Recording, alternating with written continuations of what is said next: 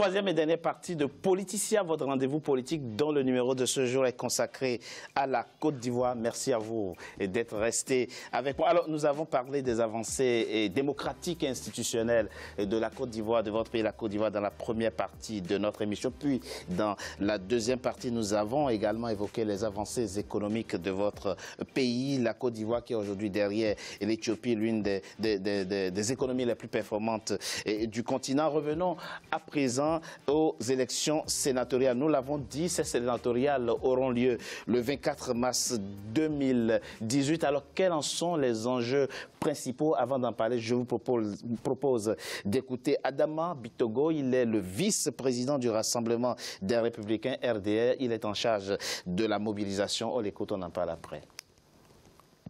C'est la deuxième chambre. Nous rentrons dans la phase définitive conforme à la Constitution nouvelle qui a indiqué que le Parlement, le Congrès, devrait avoir deux chambres. Donc la date butoir pour avoir la deuxième chambre, c'était donc le mois d'avril. C'est pour cela que ces élections ont lieu en mars. Donc on reste donc collé à la Constitution. On avait donc cette opportunité de pouvoir l'organiser, on le fait, et que la Constitution soit définitivement déclinée dans ses différentes composantes. Et donc pour nous, ces sénatoriales qui viennent donc marquer pratiquement la fin d'un processus de la Troisième République est important à nos yeux parce que ça permettra donc non seulement aux régions d'être bien représentées, ça permettra donc à la Chambre des Sénats de pouvoir avoir une deuxième lecture des lois votées par le Parlement et puis c'est une élection ouverte. C'est vrai que la majorité des municipales et des régions sont tenues par le RHDP. Naturellement, on devrait y aller en étant majoritaire. C'est regrettable que le FPI n'ait pas participé aux autres élections. Tout a été fait pour que le FPI participe aux autres élections. Donc c'est un peu les conséquences donc, de leur absence aux élections précédentes. Tenir les sénatoriales le 24 mars 2018, c'est, dit Adama Bitogo, se conformer à un impératif constitutionnel qui veut qu'elle ait lieu en avril. Donc il n'y a aucune espèce de calcul politicien derrière, dit-il, alors qu'il y a des Ivoiriens qui disent « Oh là là, on aurait pu attendre d'organiser les sénatoriales après les locales et les régionales ». Non, je crois selon la Constitution, oui. Le Sénat entre en fonction une semaine après l'Assemblée nationale. L'Assemblée nationale entre en fonction le 3 avril. Donc, le Sénat doit pouvoir entrer en fonction le 10 avril cette année à Yamoussoukro en principe. Donc, l'élection aura lieu le 24 et puis tout ira vite, quoi. Je crois. Maintenant, il y avait une autre question par rapport à la fin du mandat de ce Sénat. Oui. C'est 2 ans et demi, ça finit en 2020. Donc, si de façon exceptionnelle, l'élection avait lieu après les municipales et les sénatoriales, après les régionales, oui. Voilà, après les régionales, on se serait trouvé en 2020 dans un cas de figure qui est décrit aujourd'hui. C'est-à-dire en juillet-août, de façon exceptionnelle, les sénateurs sont élus par les nouveaux maires et conseillers généraux régionaux. Et puis en 2020, puisque eux, leur mandat finit en 2023, les mêmes là, qu'on dit, voilà, les mêmes seront amenés peut-être à élire à nouveau en 2020 les prochains sénateurs. Donc, peut-être pour éviter ce genre de situation, on fait maintenant, on se conforme à la Constitution pour éviter après d'autres types de calculs, écouter le mandat des maires, etc., etc. Je pense que c'était la meilleure formule pour l'instant. Et ce, d'autant plus que la situation reste favorable à la coalition au pouvoir aujourd'hui. Adama Bitogo le dit d'ailleurs, ce sont leurs pions politiques qui sont à la tête des régions aujourd'hui. Donc, c'est tout bénéfique pour la coalition au pouvoir d'organiser les sénatoriales le 24 mars. Bon, tant que c'est conforme à la Constitution, pour moi, c'est le plus important. C'est le plus important pour vous. Giovanni Meledge, vous appartenez donc à l'UNG, c'est votre parti. Vous participerez, vous, à ces sénatoriales? Non, la question de participation au sénatorial ne se pose plus, puisque... Oui, vous n'avez pas fait les élections locales à la base. Voilà, non, ce n'est pas ça. Le pouvoir a le pouvoir a tout fait pour mettre de côté toute l'opposition. Toute l'opposition, c'est-à-dire que voici, pour une première fois, en Côte d'Ivoire, depuis que M. Alassane Ouattara est au pouvoir, toute l'opposition ne part pas à une élection. Ça veut dire que l'opposition, la partie de l'opposition qui avait même participé à l'élection présidentielle n'y va pas. Alors ça veut dire quoi mettre l'opposition de côté? Expliquez-nous. Parce que le pays a boycotté les élections locales. Législatives. Mais on parle de sénatoriales. Bah, oui. Vous êtes dans votre logique. On parle de sénatoriales. Oui. Donc parlant de sénatoriales, est-ce que le FPI n'a pas, tout le FPI n'a pas participé aux élections municipales et tout. 2013. Voilà, mais il n'en demeure pas moins que le FPI aurait voulu partir au sénatorial aussi. Expliquez-nous pour qu'on comprenne quelles sont les entorses politiques. Parce que toute l'opposition, avec une grande partie de la société civile, a demandé pour les élections sénatoriales, les élections municipales et les élections régionales à venir, une réforme de la commission électorale indépendante, l'arbitre des élections. Et cette opposition a fait un mémorandum, a demandé au gouvernement et a demandé aux autorités d'ouvrir une discussion pour parler des questions soulevées, des questions légitimes soulevées par l'opposition pour cette élection. Et le pouvoir de M. Ouattara a écrit à l'opposition pour dire qu'elle a estimé que les revendications posées par l'opposition n'étaient pas légitimes et elle n'a pas ouvert les discussions. Non, ce n'est pas tout à fait ça. Ils ont admis que la requête paraissait fondée et pertinente, mais que les discussions sur la nouvelle CI pourraient se faire le moment venu, mais pas certainement avant les élections déjà engagées. Oui. Donc c'est une question de timing. Le gouvernement, me semble-t-il, n'a pas dit non. Monsieur Alafé, même si je concède cela, je concède cela.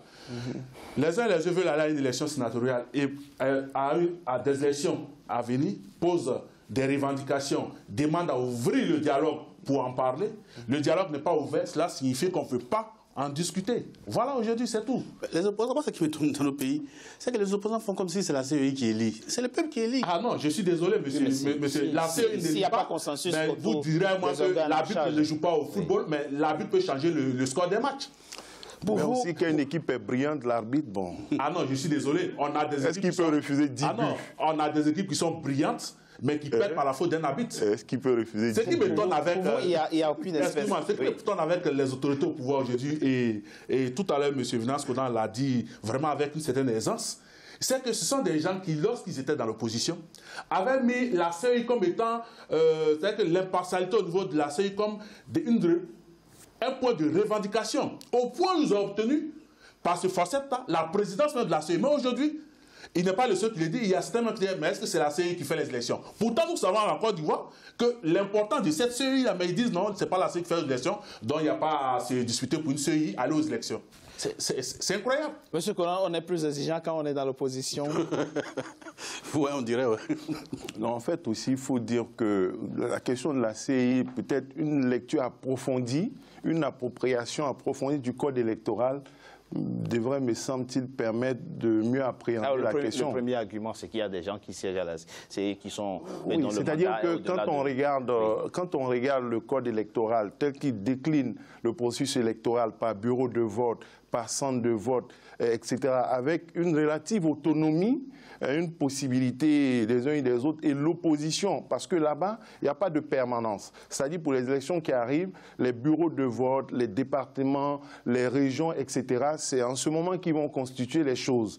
Et il y a la possibilité pour tout le monde d'y être, y compris l'opposition, indépendamment de la commission centrale, qui est une commission permanente. Donc, si l'opposition investit ces bastions-là, qui sont les déclinaisons de la CEI, qui permettent à la CEI de fonctionner. C'est eux les vrais maîtres du terrain, dans les bureaux de vote, les présidents, etc., les coordinations. Si l'opposition s'approprie cela, je pense qu'elle aura une grosse partie du pouvoir et la CEI centrale n'aura pas en tenir compte. C'est pas cette question-là qui est à l'ordre du jour. La question qui est à l'ordre du jour, est-ce que la CEI actuelle répond à un équilibre, à une impartialité et à une légalité? C'est ça. Non, on s'en tient peut-être au code électoral. Oui, si on regarde, on s'approprie le code électoral. La loi organique qui parle de l'organisation de... Sans refaire ce débat, c'est quoi l'enjeu véritable? quel est véritablement le problème lié à la CEI qui est fraude, que la CEI cautionne des fraudes au profit de la coalition au pouvoir? C'est bien ça la crainte première de l'opposition? C'est l'inquiétude de toute opposition normale. C'est de créer des conditions de sorte à ce que chacun estime qu'on se trouve dans une organisation qui est capable de diriger, sachant, on vient... Lorsqu'aujourd'hui on concentre les débats sur la CEI, mais c'est parce qu'on se réfère à l'histoire de cette CEI. Donc, si on dit la loi qui organise cette CEI estime qu'il faut être président de cette CEI pendant 6 ans, qu'il y a une personnalité qui est au-delà de ces 6 ans, mais qu'est-ce que ça coûte à M. Assara de nommer une autre personnalité? Il faut peut-être clarifier la question du Le fond du problème, c'est que c'est une élection indirecte. Ce sont des élus qui vont élire. Et comme ils ont boycotté les élections présidentielles, certainement, il parle de l'élection suivante déjà. Mais il faut clarifier. Il parle peut-être déjà de toutes les élections. La réforme de la CEI, c'est maintenant qu'on la demande. En tout cas, le Premier ministre Amadou Gon Coulibaly a déjà indiqué que toutes les élections à venir seront organisées par cette commission électorale. Ça supposerait quoi? Que aussi longtemps que CEI sera en place, l'opposition ne participera. Ah non, aussi longtemps que cette CEI sera en place, l'opposition combattra cette CEI. En d'autres termes, ne participera à l'opposition combattra cette CEI. C'est tout. Revenons à la situation générale de votre pays, la Côte d'Ivoire. Les analystes sont formels. Votre pays fait partie des pays du continent qui, après des crises, réussissent à se reconstruire. Il est important, pour finir cette émission, de voir quels sont aujourd'hui les défis véritables qui restent. Après ces années de stabilisation que vous avez connues, stabilisation au plan politique, au plan institutionnel et au plan économique, qu'est-ce qui, à vos yeux, constitue aujourd'hui les défis les plus importants qui restent et que le prochain président qui sera élu en 2020, auquel il devra s'attaquer prioritairement? C'est ce que Giovanni a évoqué tout à l'heure, faire en sorte que la croissance profite au maximum à une majorité d'Ivoiriens. Ce n'est pas encore le cas, c'est vrai. Mais je crois que c'est ça le vrai défi, faire en sorte qu'il y ait plus d'emplois, qu'il y ait plus d'investissements, qu'il y ait moins de pauvres, qu'il y ait moins de bidonvilles. Oui, c'est le défi qu'on a. Tout le monde est conscient. Mais travaillons. Travaillons et ça viendra. La question de la réconciliation. Moi, je voudrais dire, sur le plan économique, c'est la question de la réconciliation. Parce qu'aujourd'hui, il faudrait que ce soit en 2020. Vous pensez qu'il y a encore des ressentiments aujourd'hui dans votre pays? Oui, sauf... Plus qu'il y est? Non, je n'ai pas encore l'appareil qui permet de mesurer le degré de ressentiment, mais je dis que ce soit même au sein même de la coalition au pouvoir, parce que des langues, vous savez, la coalition au pouvoir, quand il y a des embrouilles entre eux, les langues se délient.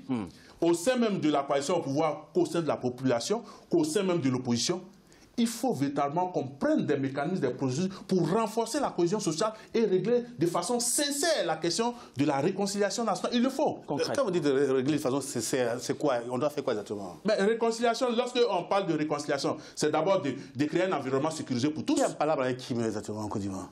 En Côte d'Ivoire, il n'y a personne qui a parlé avec quelqu'un? Vous me dites? Ah non, non. Il y a des partis d'opposition. Ah non, tu as c'est le jeu normal de la démocratie. Ah non, le jeu normal de la démocratie, on est dans des démocraties modernes et on connaît comment se mancipe ou comment s'exerce le jeu normal de la démocratie. Donc, véritablement, c'est de prendre des mesures. Je vous donne un exemple. Lorsque le président Gbagbo prend le pouvoir, arrive au pouvoir, lorsqu'il se rend compte qu'il y a des pas à poser pour la réconciliation, pour apaiser les cœurs, la première des choses, c'est qu'il crée les conditions pour le retour en Côte d'Ivoire de ceux qui étaient en exil, du fait de cette situation politique antérieure. Ça, c'est de un. De deux, il crée un débat national sur la question de la réconciliation nationale, sur la question des haines qui ont pu envenimer les relations de cohésion sociale. Donc, le forum... Il y a où on en parle. Voilà. Au niveau de l'Union des nouvelles générations, nous disons qu'il faut que les autorités créent ce que nous appelons un DPI, un dialogue politique inclusif qui permet aux acteurs politiques de s'asseoir, de discuter, de trouver ensemble les moyens d'aller de l'avant. Voilà. Moi, je pense que la question aussi à se poser est de savoir pourquoi, malgré toutes ces initiatives, on est encore tombé dans la crise, on allait plus loin qu'avant ce qui s'est passé lorsque le président Gbagbo arrivait, on dénombre 3000 morts. Pourquoi, malgré toutes ces initiatives, on a connu pire? L'enjeu aujourd'hui est de tirer les leçons, de promouvoir la réconciliation, mais aussi de lutter contre l'impunité et de se dresser contre les risques d'un retour en arrière. parce qu'il y a des tentations d'un retour en arrière, il y a des tentations de violence de certaines personnes qui peuvent vouloir sortir du jeu démocratique, choisir les voies insurrectionnelles, les voies putschistes. Il y a ce risque qui existe. Hein. Personne, il y en a qui n'excluent pas ça dans leur analyse. Oui, ça peut être tenté parce que lorsqu'il y a des mutineries, ça peut toujours dégénérer. Parce que c'est pour ça qu'il faut renforcer, bien entendu, le dialogue politique, mais l'opposition aussi doit éviter la tentation, le risque, je pense. Comme Vénance l'a dit, c'est le jeu démocratique. A priori, le pouvoir peut souhaiter que vous ne participez pas à un processus. C'est ça. Mais oui, mais est-ce que vous avez le droit de donner raison au pouvoir? Est-ce que vous avez le droit de permettre au pouvoir d'obtenir ce qu'il veut? Vous ne devez peut-être pas tomber dans le piège du pouvoir. Il ne s'agit pas d'accompagner le pouvoir, de jouer ces pièges comme vous pouvez, démocratiquement, et non pas la chaise vide et le boycott.